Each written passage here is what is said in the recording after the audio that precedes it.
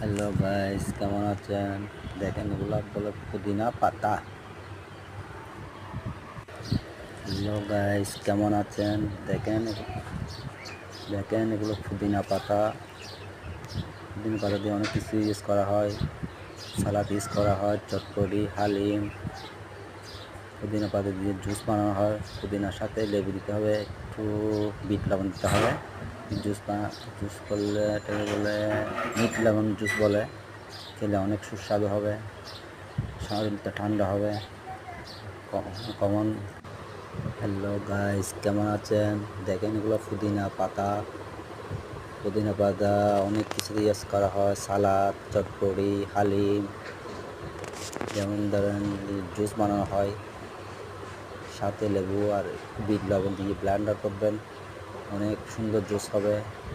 Meet লবণ বলে, খেলে শান্তি পাবেন, পুরোটা ঠান্ডা হবে। ভালো লাগলে কমেন্ট করে